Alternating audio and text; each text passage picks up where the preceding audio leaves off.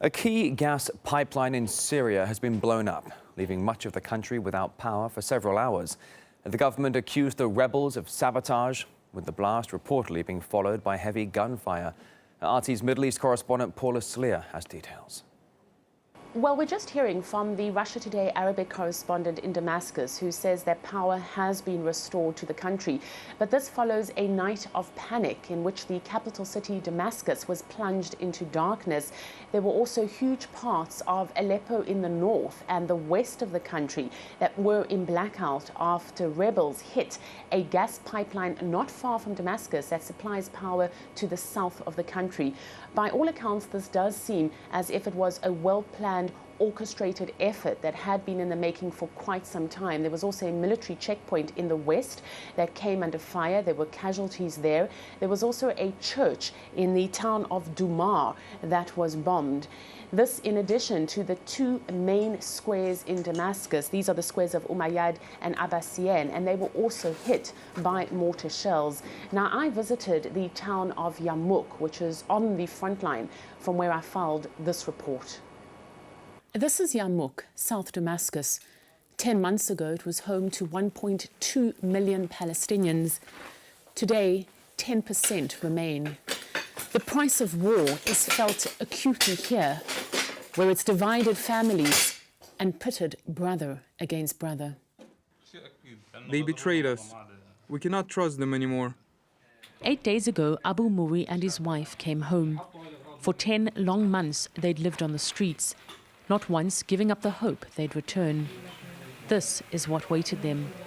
And the welcome, "We are coming to kill you, Bashar," scribbled on their walls. Whatever happens, I will not leave my house again. I would like to destroy the walls and build them again. It could not be worse than this. For 1 year, Syria's Palestinians managed to stay out of the conflict.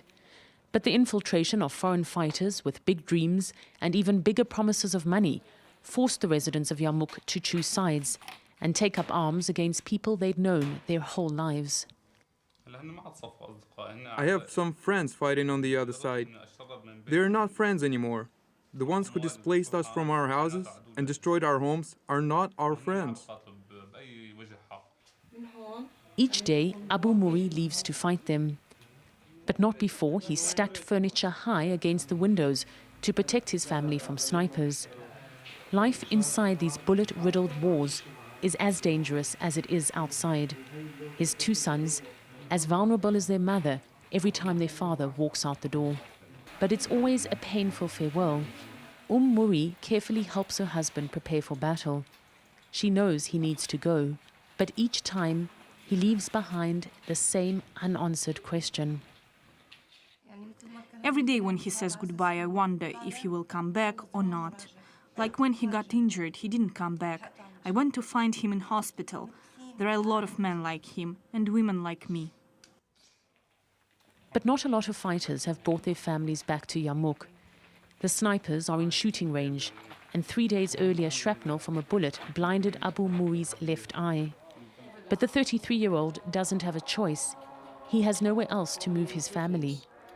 And while the southern part of Yarmouk is still in the hands of the rebels, his home, or what remains of it, has been freed by Palestinians who, like Abu Muri, are fighting alongside the Syrian army. When I go to the battlefield, my mind is always with my family.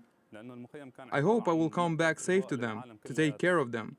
And I pray that if I get martyred, they will find tender people to look after them.